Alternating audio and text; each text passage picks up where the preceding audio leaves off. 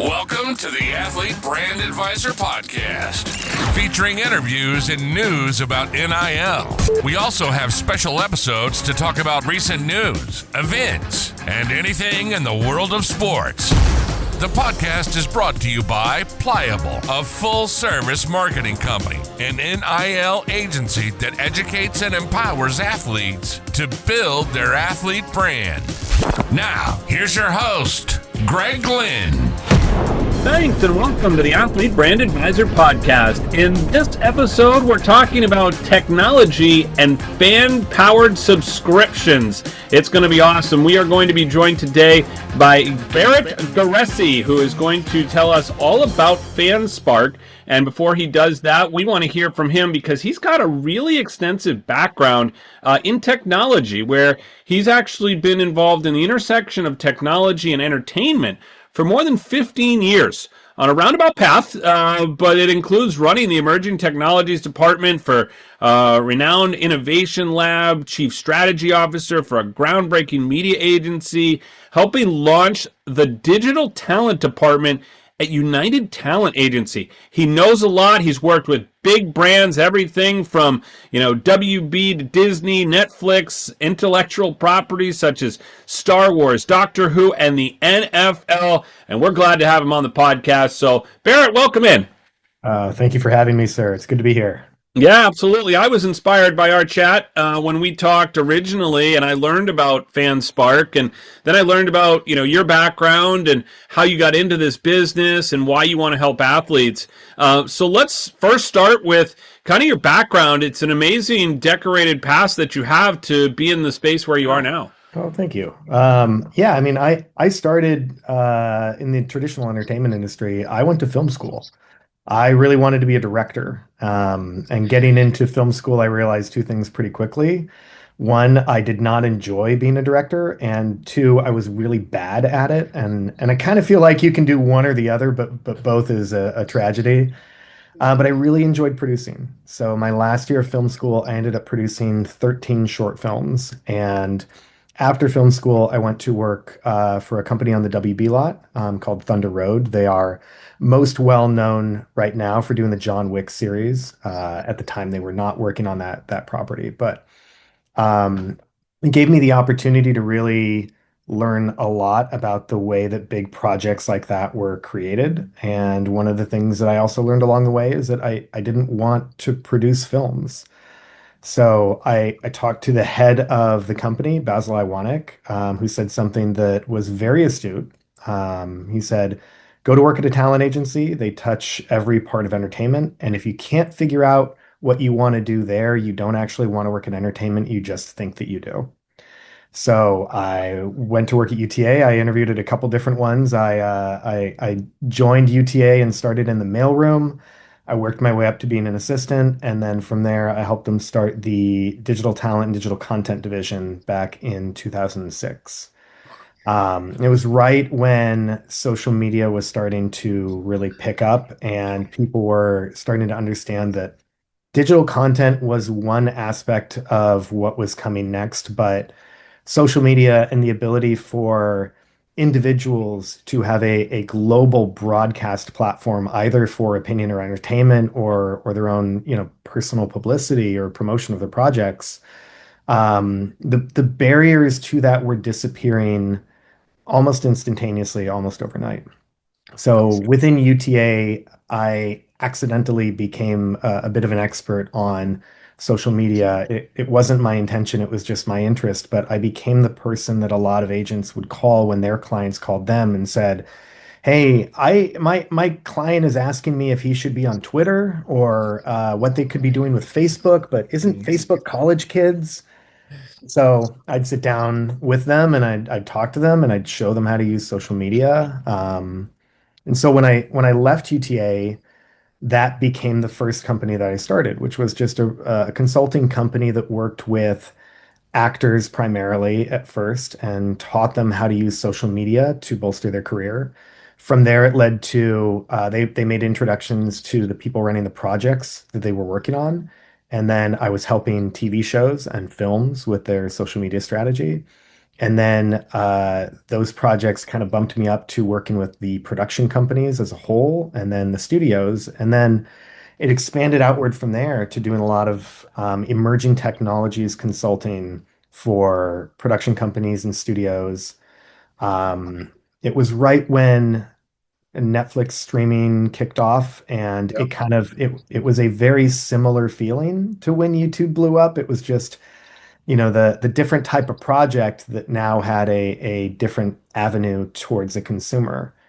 So a lot of very big companies knew that things were changing, and they didn't know what was going to come next. And so they talked to me about it, and I helped them figure out a strategy on how to take advantage of what came next. And that led to a number of different opportunities, a few of which you mentioned, including brief side quests of running emerging technologies in an innovation lab and working on things that were, teams of 90 people across 7 different countries, and some of the most interesting work that I've done in my life. I keep coming back to startups though. So along the way, I've had a couple different startups that put me back at my preferred sweet spot, which is the intersection where creative people are given interesting tools and given the opportunity to go directly to their biggest fans. I think there's something really, really magical around the idea that if you give creative people powerful tools, they will create things that you could have never imagined and never predicted. So when we started this company about 2 years ago, FanSpark is our second project, actually. Our first project was in the mixed reality world, which wasn't moving in the way that we expected it to be.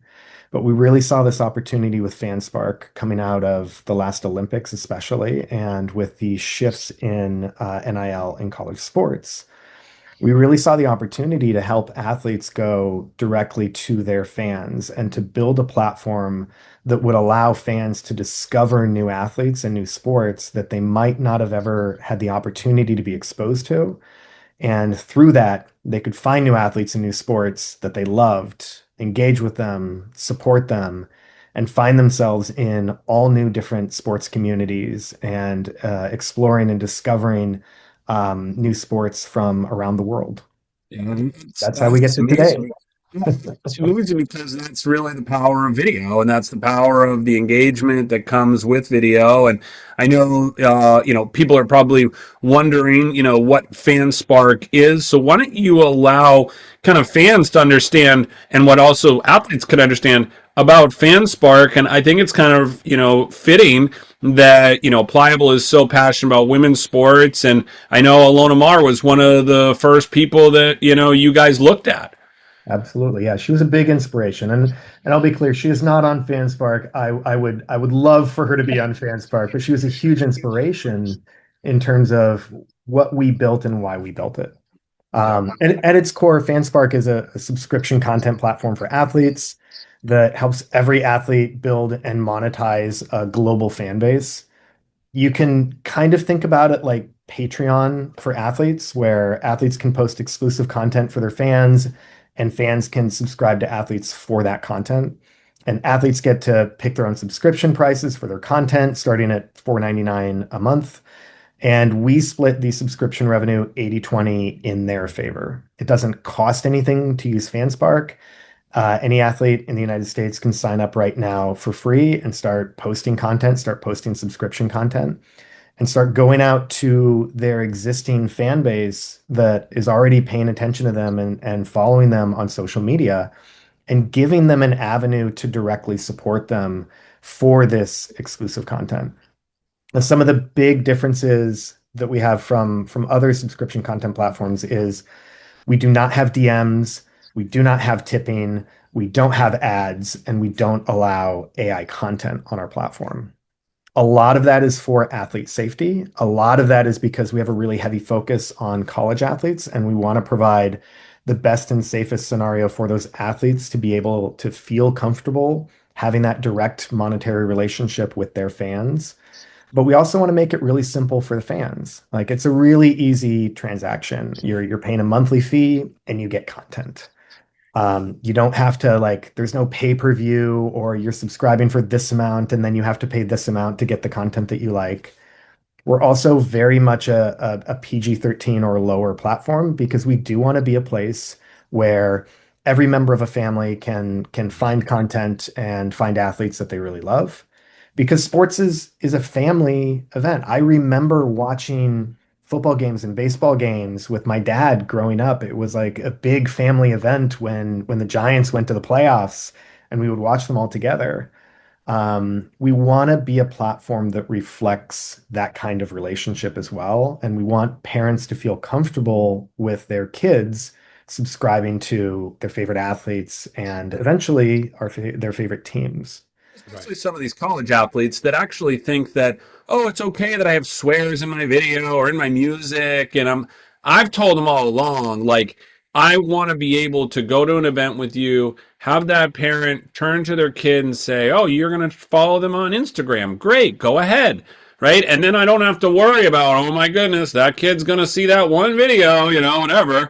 And that's going to be a quick unfollow for the, parent and the kid. And then, that athlete actually ends up taking a negative hit, you know what I mean? Rather than what should have been a positive experience. So I think it's so important. And I also think because you and I grew up in the same generation, I would have loved to learn more from my favorite athletes who I really was following. You know what I mean? Like I didn't even think what that could have been like because it wasn't available. Like you mentioned, social media wasn't around. I'm an 80s generation, kid. And so I'm thinking to myself, boy, that would have been pretty cool. I mean, you think about what Michael Jordan might have done with social media. I say that a lot because he obviously had one of the strongest brands out there. And imagine if he had created, this content you're talking about, how many people would have subscribed? Oh, worldwide. Yeah. Absolutely. Yeah. So I think that it creates even a stronger affinity for an athlete. And that's what I love about what you're doing. And also, too, is, now hearing your background and film, you understand the power of video. It's a connector. Absolutely, yeah. And we look at this in social media is in an interesting spot right now because when it first started out, it was all about authenticity, and then it shifted to broadcast, right? Like you have to start with the assumption that the thing that you're making has to appeal to everybody that it comes across on the For You page algorithmically. And so we've lost a little bit of that authenticity that can happen between two people in a digital format, especially with video. So we're working really hard to communicate to the athletes on our platform that yeah, still use Instagram, still use TikTok. There's still uses for that. Absolutely. This is for the top 3 to 5% of your fans who actually do want to engage with the authentic you. It doesn't have to be hyper polished. It doesn't have to be a production team following you around and doing like, 5 days of edits and filters to get to the thing. These are the fans that, like you said, like if you had the opportunity to have a direct relationship with Michael Jordan where he's sending videos out to his biggest fans, would you pay $4.99 a month for that in 1989? Because I would. I absolutely would have. I mean, I was a Sacramento Kings fan growing up, so maybe not Michael Jordan, but like Vlade Divac, yeah, absolutely. You've put in some of these, what I call responsible measures, because being in this industry, I know what's out there, and I understand the athlete side, and especially with sports gambling and everything else that's going on right now, and obviously bullying and all that kind of stuff. I think it's really responsible what you've done. Talk to me about how you are fostering that relationship.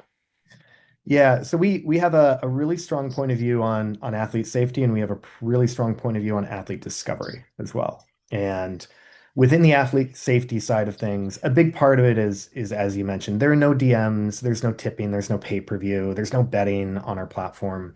We don't want to put that level of pressure on the athletes where somebody's going to DM them and say, "Hey, I have $100,000 on your game tonight. Don't screw it up for me." Um, our primary athlete focus right now is college athletes. 20-year-olds shouldn't have to deal with that kind of interaction with their fans, and I'm putting fans in air quotes here. We wanted to make it really simple for the athletes to feel comfortable putting content out where every fan is paying the same amount per month and receiving that content. And we also built in a number of tools because we know that sports community can at times be toxic. That is particularly felt by female athletes. And we wanted to put a couple tools in place that let them manage the tone and temperament of their comment section and of their community.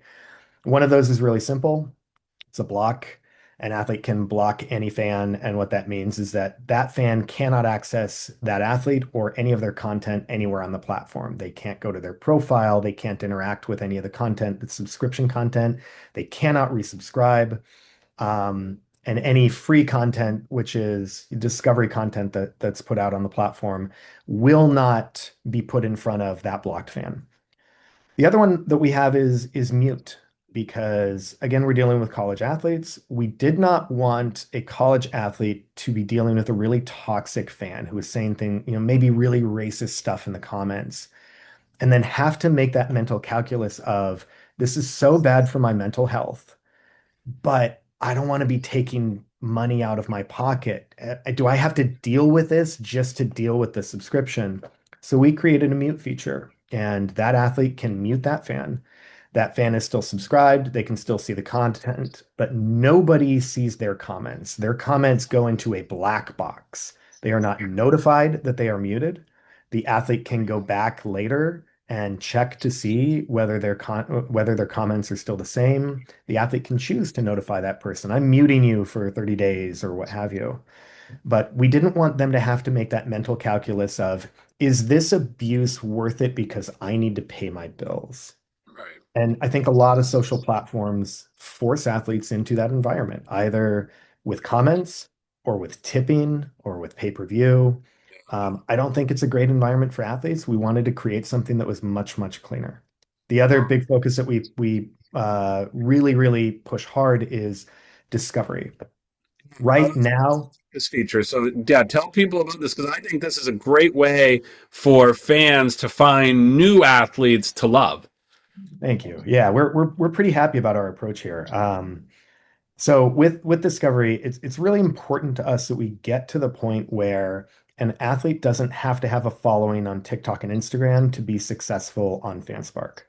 We are just starting out now, so we recognize that from the beginning, a lot of athletes are going to be messaging out to their existing social media fans and saying, "Hey, I've got this new platform. Subscribe to me there. You're going to get exclusive content that I'm not posting here." But one of the things that we have built in is we have two types of content on the platform. We have discovery content and subscription content. Subscription content is the content that you've paid to see. It's exclusive and you have to subscribe to that athlete for that content. Discovery content is freely available for every user of the platform. It goes into a discovery pane, and it encourages fans to find athletes and find sports that they weren't aware of. It also allows athletes to promote themselves to people who may not be aware of them. It's hard to get people to subscribe to you if you can't show them a little bit of what they will find when they do. So we made a content style that is front and center in the middle of our application, to encourage users to go down that road. We've also built a number of other discovery features onto the platform. One of them that we're really proud of is called the Spark Board. It's a leaderboard of content on our platform and creators on our platform. But very critically, it is not based around popularity. It is based around engagement. And what that means from a fan standpoint is that when I go to the Spark Board and I'm seeing the top 25 accounts on the Spark Board, I'm not just seeing who has the biggest profile somewhere else. I'm seeing whose content is resonating the most with fans on FanSpark, which gives me the emotional excuse to explore sports and creators that I don't know about because I can be sure that that content is engaging. I might not care about cricket, but you know what? That's number 3 on the Spark Board. So there's got to be something there. I'll give it a shot. In a lot of ways, we modeled it after, I think the smartest thing that ESPN ever did was they put the top 10 on SportsCenter. Because you tune into SportsCenter because you want to hear about the sport that you already care about and what's going on with that. You tune in during basketball season to hear about basketball, or football season to hear about football. And then in the middle of SportsCenter, they say, we're going to pause and we're going to show you a really awesome tennis clip. Do you want to watch a really awesome tennis clip? And you're like, well, I don't know, but I'll give it a shot. And then you watch it and you go, oh, all right, that was really awesome. And then they go, all right, we're going to another sport that you didn't care about. And you're like, oh, okay, I'll watch that. I don't care about baseball, but that looked really cool. And they kind of streamline you into caring about sports as a larger general category to explore. We wanted to do that same thing. And that's what we think the discovery pathways that we're building out, that's a pathway we want to go on. And it does mimic, and I'm going to bring it back down to Alona Mar.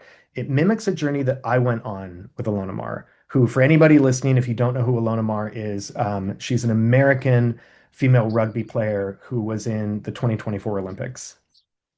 She started posting on TikTok and Instagram from Olympics Village. And she went from, I think, 480,000 social followers to just under 5 million during the Olympics because she is smart and funny and charming. And there's also a little bit of novelty of seeing somebody posting from Olympic Village. That's not something that the vast majority of us will ever see. But the thing that it did for me personally that really transformed the way that we look at FanSpark was I ended up watching every single women's rugby match during the Olympics. Not every American match, every single women's rugby match. Yeah. Because I didn't know that I cared about women's rugby until there was a creator who hooked me into that and introduced me to that world. And from there, I was hooked. And now I do. Now I do care about women's rugby. I just needed that entry point. We want to build out the opportunity for every athlete on our platform to be that entry point for every other fan on the platform to find their sport, to fall in love with that sport, and to get engaged with that sport. Yeah, I think it's fantastic, and I think it does speak to, especially as you said, women's sports are at a huge moment here to grow and continue to grow, and I think your platform fosters that. There are a lot of, as I've said with NIL, they haven't had this platform before. Now they're able to make money. Now we're seeing money come into the sports. It's going to continue to grow. They have some amazing stories to tell. And now they're going to be able to tell them, in their own words. And they're going to be able to do brand deals, and they're going to be able to tell their story and their adversity that they faced. And I just think it's fantastic what you're doing, and I'd love for you to tell people how they can get more information about it. And like you said, there's just different subscription models. But if an athlete's listening right now, what is the call to action about how they can get involved with FanSpark? Go to fanspark.pro, sign up. The process takes 5 minutes, and you can start posting content immediately on FanSpark. You can start getting subscribers from day one. Send it out to your existing fans. Tell them that there is a way to support you. Tell them that you're going to be making exclusive content that they can't find anywhere else, and that this is the best way for a fan who wants to see you succeed as an athlete do so. It's the best way for them to support you. It's the best way for them to ensure that you have the opportunity to continue being an athlete. I hear the athlete voice in me saying, well, how often do I need to post? What are your thoughts on that, Barrett? I think it's a lot less than people expect. What we recommend is twice a week. And because, again, it is a platform that encourages a higher level of authenticity. Those posts do not need to be as polished. You are speaking to people that already have an emotional affinity for you as an individual and as an athlete. So it can be as simple as, opening up the app and just recording something right there for those top fans, letting them know what's going on in your life, showing them a little bit of your training, showing them your off season or your personality. It doesn't need to be the hyper polished content because these people already care about you. They want the real you, and they want that authentic emotional connection. Yeah. So yeah, we recommend about twice a week, and we recommend that it doesn't need to be, over the top and hyper polished. Yeah. Authenticity wins. And then obviously, like you said, FanSpark .pro to be able to find the website, get all the information. And again, kudos on what you've built, Barrett. It's amazing, and I'm excited to see what happens next. Well, thank you very much. And thank you for having me today, Greg. Awesome. All right, that is another episode of the Athlete Brand Advisor podcast. I'm Greg Glynn. We're glad you could tune in, and stay pliable, my friends.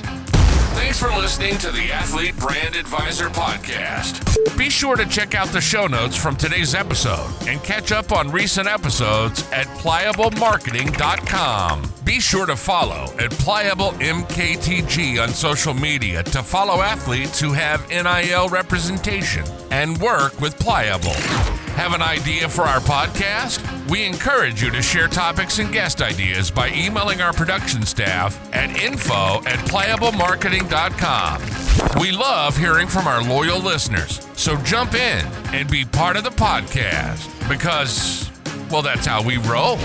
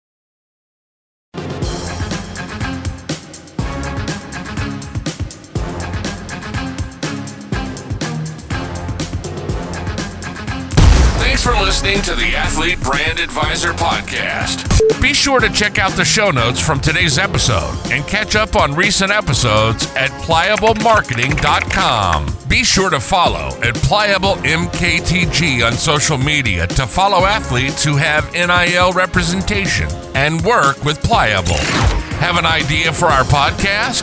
We encourage you to share topics and guest ideas by emailing our production staff at info@pliablemarketing.com. We love hearing from our loyal listeners, so jump in and be part of the podcast because, well, that's how we roll.